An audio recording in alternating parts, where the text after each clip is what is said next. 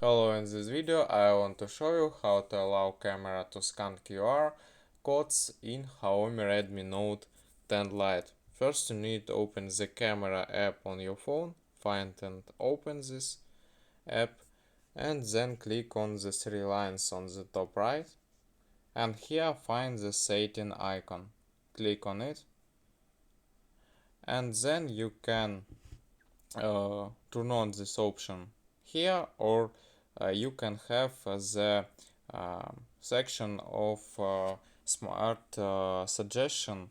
Click on it, and there you can find this option too, and turn on this, as can we see here.